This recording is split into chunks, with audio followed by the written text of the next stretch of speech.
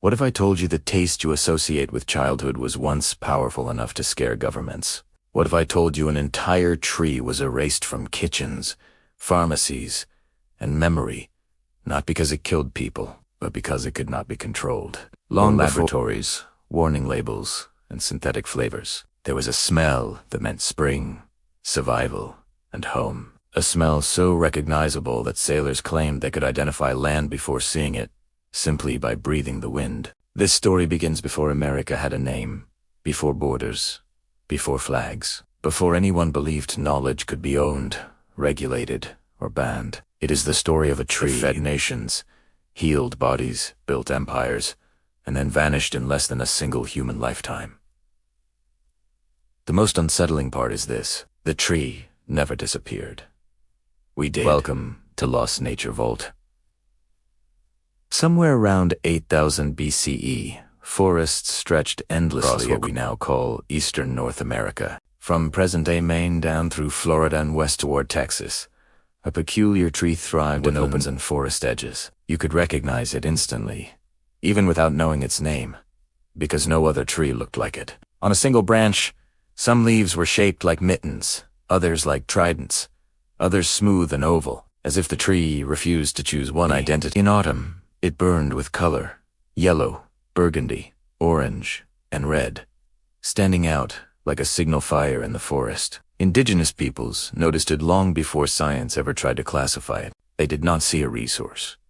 Our relative, the Choctaw, the Cherokee, the Nipmuc, the Timucua, and dozens of other nations across thousands of miles all knew this tree, and each had their own name for it.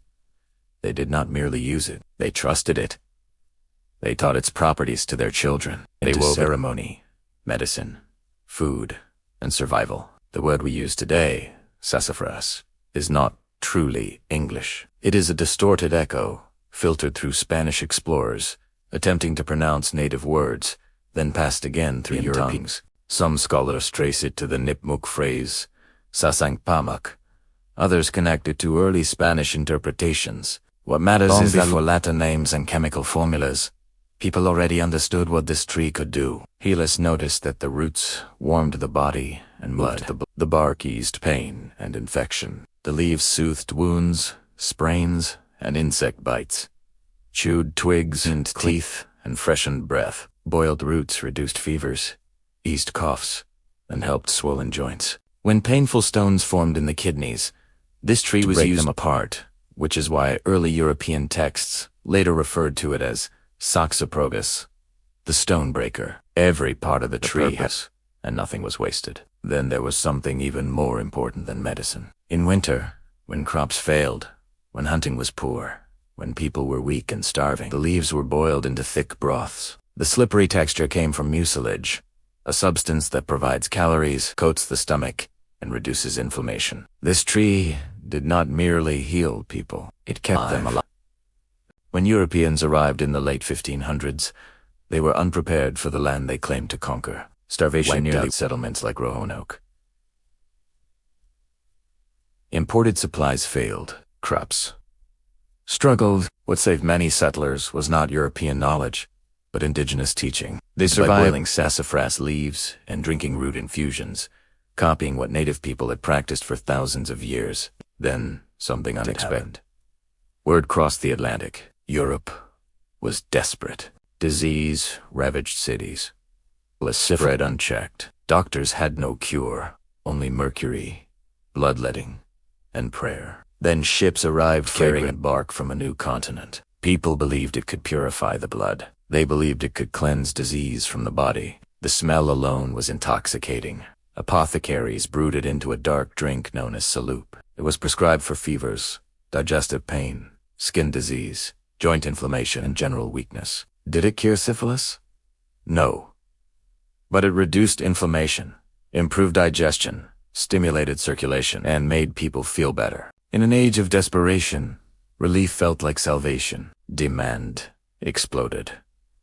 Sassafras became one of the first global commodities extracted from North. Entire expeditions were launched for a single purpose. Captain Martin Pring sailed from Bristol, England, not in search of gold, not in land, but in search of sassafras. His journals describe vast groves lining the coasts of what we now call Maine, New Hampshire, and Massachusetts. Ships heavy with bark. 1-ton shipments became common. The price skyrocketed. Sassafras sold for its weight in gold. Colonists stripped trees bare because the bark contained the concentration of aromatic oil. Stripping the bark killed the tree. Within a few decades, accessible forests were devastated. Sassafras became Colonial America's second largest export after tobacco. And like tobacco, it was harvested with little thought for sustainability. But the tree adapted. Roots sent up new seeds lay dormant in the soil, waiting. Sassafras refused to vanish. Centuries passed, and America changed. Then in the 1800s, the tree returned in a new form, not as medicine, but as joy. Someone discovered that sassafras root could be brewed with sugar and yeast into a sweet, fizzy drink. The flavor was unmistakable. Root beer was born. It spread everywhere, every fair, every corner store, every small town. Children drank it. Grandmothers brewed sassafras tea each spring as a cleansing tonic after winter. Southern cooks dried the leaves and ground them into a powder called file, which thickened soups and stews. This single ingredient became the soul of Creole gumbo. Without sassafras, gumbo does not exist. George Washington drank sassafras tea. Benjamin Franklin praised it. Thomas Jefferson served it at Montecito. A Philadelphia pharmacist named Charles Hires transformed it into a commercial empire, marketing root beer as a healthy alternative to alcohol. By 1900, sassafras was woven into American identity. It tasted like home.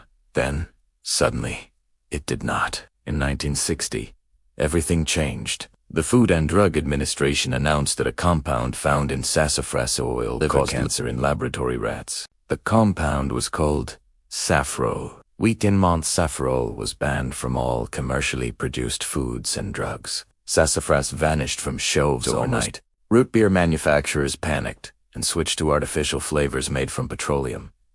The taste changed quietly. Grandmothers stopped brewing tea. Herbalists went silent. Phyllo powder disappeared or was within one generation. A tradition 10,000 years old was erased. Here is what was not emphasized. The rats in those studies given massive doses, equivalent to a human drinking dozens of bottles of concentrated sassafras tea every single day for months. No traditional culture ever consumed it that way. Here is what was almost never mentioned. Safrole occurs naturally in many common spices. Nutmeg contains more safrole than sassafras. Cinnamon basil contains it. Black pepper and star anise contain it. None of those were banned. You can buy them today without restriction. So why was one tree erased while others were untouched? The answer emerged quietly in the 1970s. Underground chemists discovered that could be converted into MDMA and MDA, extract the oil, run a few chemical steps, and a natural tree compound became a synthetic drug. As the war on drugs escalated, authorities faced a problem. Sassafras grew wild across half the continent. Anyone could access them. Eradicating the tree was impossible. So, control shifted to regulation. Safrole became a List 1 chemical. Possession with intent became a felony. The FDA ban suddenly made sense. This was not only about health. It was about control. The result was predictable. Traditional use collapsed. Research stalled. Knowledge faded. Not because the tree was inherently dangerous, but because it was too accessible. Today, sassafras still grows wild across more than 20 states. Walk through forests, and you will see them. Their three-shaped leaves glow in autumn. They do not know they were banned. They keep growing. Some people forage roots carefully, using them sparingly as tradition taught. Others buy safrole-free extracts, stripped of the very compound that made the tree valuable for thousands of years. Meanwhile, nutmeg sits on kitchen shelves everywhere, containing more safrole than sassafras ever did.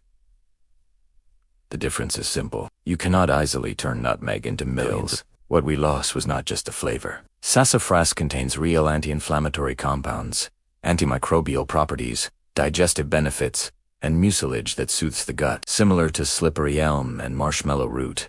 The leaves contain vitamins and minerals. The twigs were used as toothbrushes long before toothpaste existed. Studies even suggest that small amounts of safrole may have protective effects against certain cancers, not cause them. But research requires approval. Approval requires removing stigma. Removing stigma threatens enforcement systems worth billions. So waits quietly, roots deep, seeds sleeping, leaves returning every spring. The story of sassafras is not just about it is about who controls knowledge. For 10,000 years, indigenous peoples used this tree safely. For 400 years, shaped American culture. Then, in less than 2 decades, it vanished from memory. The forests never forgot. Question is whether we will. This is Lost Nature Vault. If this story opened something in you, share it, preserve it. Because once knowledge disappears, it rarely returns, and the trees are still waiting.